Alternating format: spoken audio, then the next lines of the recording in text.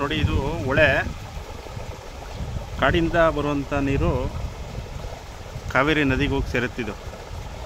ಇಲ್ಲಿಂದ ನೋಡಿ, ಇಲ್ಲಿಂದ ಹಿಂಗೆ ಡೌನ್ಗೆ ಹೋದರೆ ಒಂದು 7ರಿಂದ 8 ಕಿಲೋಮೀಟ್ರ್ ಹೋದರೆ ಕಾವೇರಿ ರಿವರ್ ಸಿಗುತ್ತೆ. ಆ ಕಾವೇರಿಗೆ ಹೋಗಿ ಜಾಯ್ನ್ ಆಗುತ್ತೆ ಈ ನದಿ. ಈ ನದಿಗೆ ಅಟ್ಯಾಚ್ ಆಗಿರುವಂಥ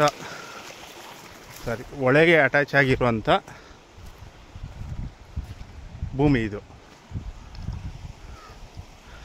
ಒಂದು ಸೈಡ್ ಪೂರ್ತಿನೂ ಜಮೀನು ಹಳ್ಳ ಸಿಗುತ್ತೆ. ಈ ಹಳ್ಳದಿಂದ ಆಚೆಗೂ ಜಮೀನು ಸಿಗುತ್ತೆ, ಬೇಕಂದ್ರೆ ತೊಗೊಬೋದು.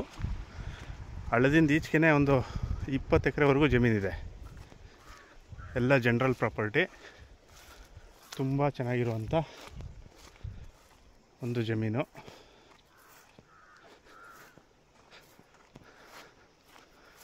ಪ್ರಶಾಂತವಾದಂಥ ಒಂದು ಜಾಗ.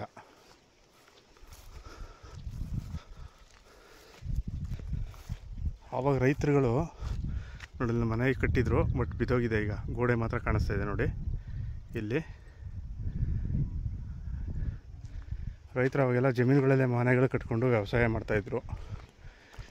ಇವಾಗೆಲ್ಲ ಹೋಗಿ ಬೆಂಗಳೂರು ಸೇರ್ಕೊಬಿಟ್ಟು ಜಮೀನುಗಳೆಲ್ಲ ಖಾಲಿ ಇದೆ.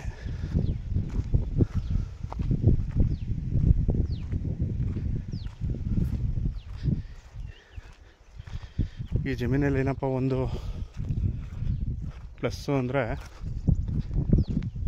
ನೀವು ಬೋರ್ ಹಾಕ್ಸ್ತಿರೇ ಕೃಷಿ ಮಾಡ್ಬೋದು. ಹಳ್ಳಕ್ಕೆ ನೀವು ಮೋಟ್ರ್ ಮಡಿಕೊಂಡ್ರೆ ನೋಡಿ ನೋಡಿ, ಇಲ್ಲಿದೆ ಮನೆ. ಗೋಡೆ ಎಲ್ಲ ಬಿದ್ದೋಗಿದೆ. ಇದು ಮನೆ ಈ ಥರ ನೋಡಿ. ಖಾಲಿ ಏನೇನಿದೆ ಇದೆಲ್ಲ ಬರುತ್ತೆ ಜಮೀನಿಗೆ.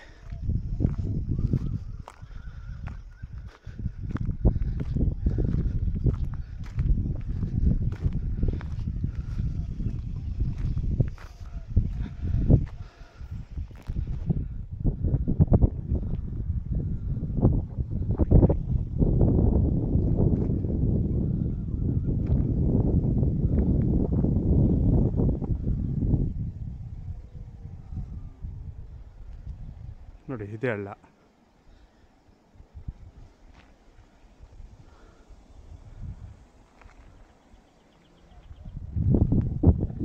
ಈ ಲ್ಯಾಂಡ್ ಬಂದು ಅಂಚಟ್ಟಿ ತಾಲೂಕು, ಡೆಗ್ನಿಕೋಟೆ ರಿಜಿಸ್ಟ್ರೇಷನ್ ಬರುತ್ತೆ.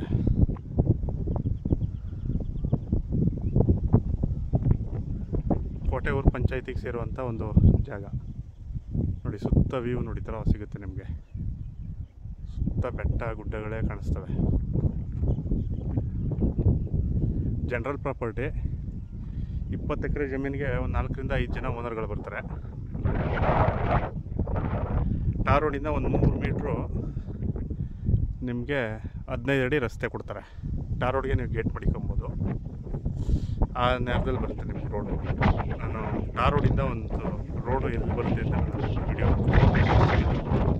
ಅಲ್ಲಿ ನೋಡ್ಕೊತೀನಿ.